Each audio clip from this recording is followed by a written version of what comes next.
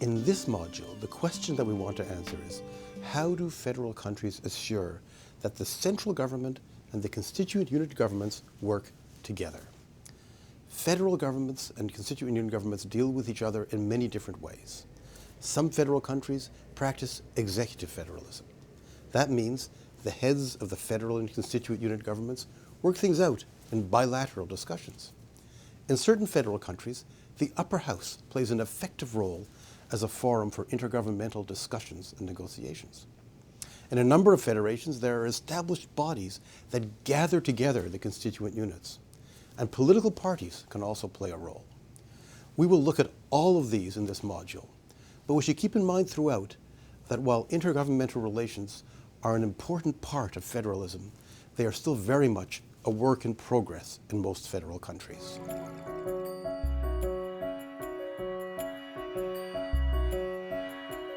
This is where the federal element really plays out in a very significant way, because the basis of federalism, of course, is that you have elected governments at the level of constituent units as well as at the center.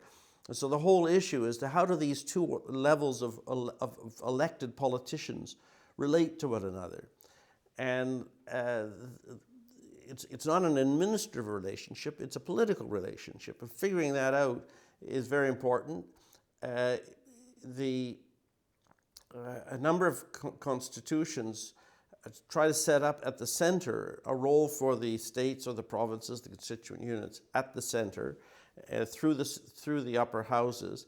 But it's usually not for the state or provincial governments. It's usually to give a different weight to the representation at the center so that the less populous parts of the country get more representation in the upper house, or the second chamber as it's sometimes called, than the more populous places. Germany is special in that in Germany the upper house actually is constituted of direct representation by the Länder. So the governments that form the constituent unit governments are there, and they're voting as governments, and only things that affect their interests are decided in the upper chamber. So that's one dimension to all of this. Now, the second dimension, of course, is political parties, because in many of these countries, what you found is that these systems were set up to represent regional interests, but in fact, politics is conducted through political parties, and so who actually runs the regional governments is critically important, and can be more important than what the regions are. And you can get politics happening within the parties, you can get politics happening between the parties. So that's the second part of the mix. And then there's the fact that quite aside from sort of how laws are made and what might be going on politically, you just got to make certain decisions, and there are often things that are done that affect the two orders of government where they need to cooperate. In most federations, what you find is that there are very active sets of meetings, but typically outside the constitutional structure, where ministers from the central government are meeting with ministers from the constituent units or officials from the two orders of government. Some intergovernmental institutions can be formal and constitutional. More often, they are informal, and most federal countries manage the relations between and among governments through a great variety of political instruments. Many federal countries have a network of relationships among ministers, other elected politicians, civil servants, and policy advisors. Most important in many federations are the dealings between heads of government at the federal and constituent unit levels. These dealings are sometimes called executive federalism. Heads of government often have an office for intergovernmental relations. They have many staff members to support them, working out details of policy in advance of meetings and assuring follow-up to decisions. In many federal countries, there are regular meetings between heads of government. Finance ministers also play a major role in coordinating policies related to taxes, government spending and borrowing, and other economic matters. This new body would take over the roles and the As well, other ministers, such as those for health and the environment, often meet to discuss matters where their jurisdictions overlap.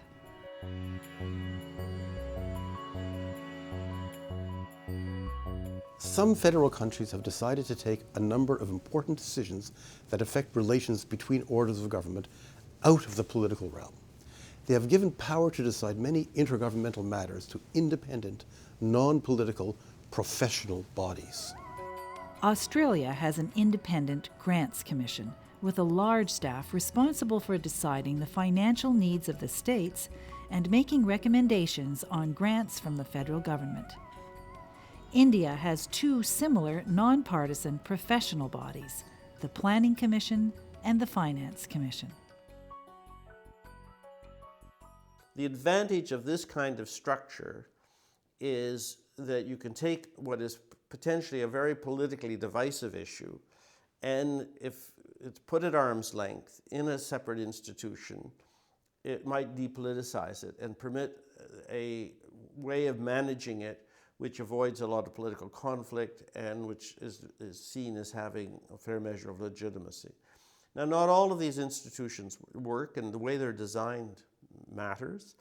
I would say, for example, that the Fiscal Commission in Nigeria has not been as successful. If you look at the history of its recommendations, they've not been accepted to the same extent as, say, the Commonwealth Grants Commission in Australia.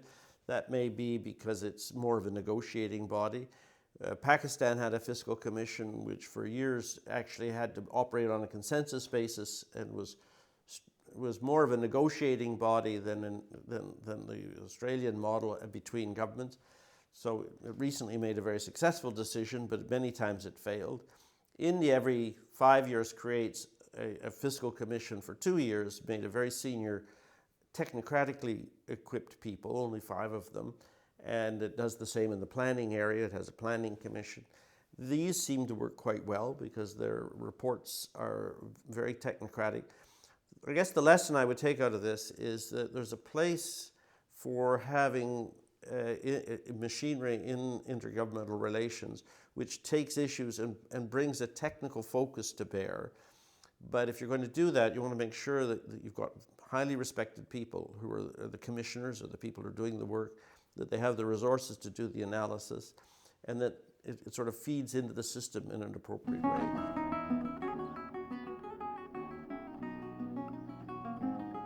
In some federations, the constituent units, such as the states or provinces, have created formal institutions for strategizing and sharing information among themselves.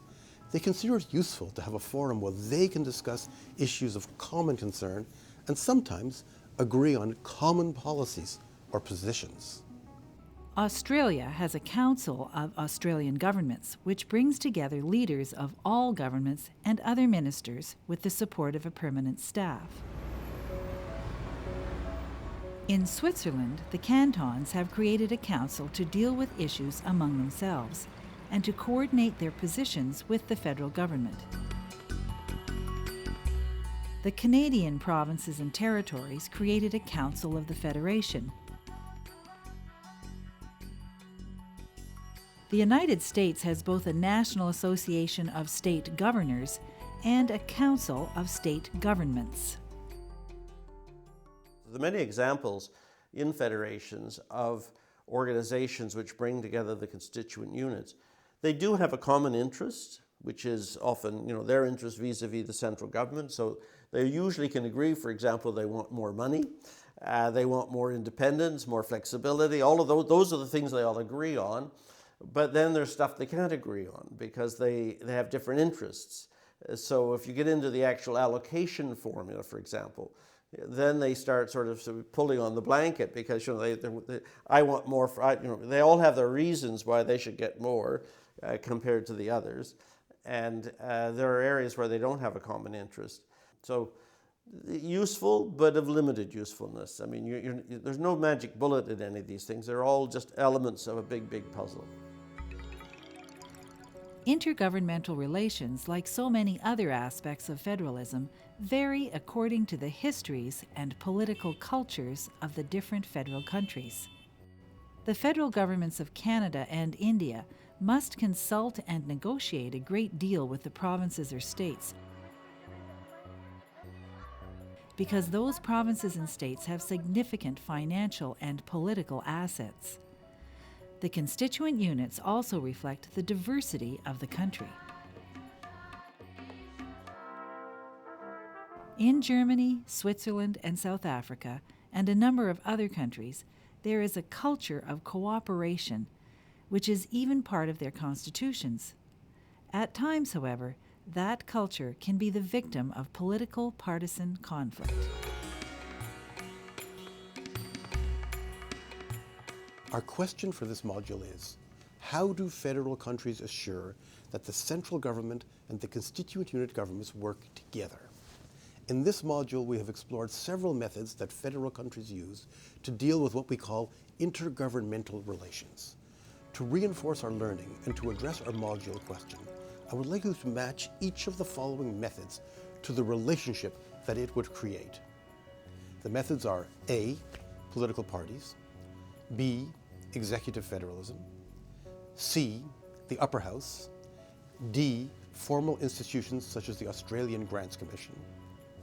And the relationships include 1, heads of federal and constituent unit governments work things out in face-to-face discussions with officials who report to them putting their decisions into effect. 2, a parliamentary forum for intergovernmental discussions and negotiations. 3, the pursuit of intergovernmental goals by political partisans, either individually or collectively, at both the central and constituent unit levels of government. 4, a non-political professional body recommends policies on such matters as revenue sharing among constituent units.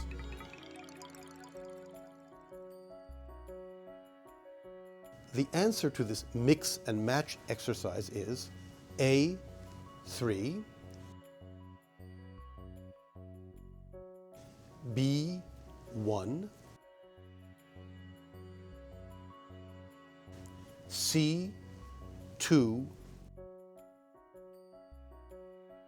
and D, 4.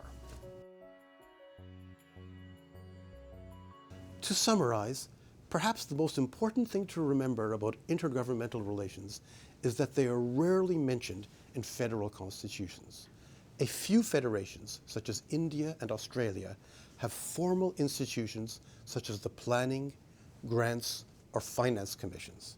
For the most part, federal constitutions are still working out how to best deal with relations between orders of government. Their methods are informal and experimental and continue to evolve. That is part of the living story of democratic federalism.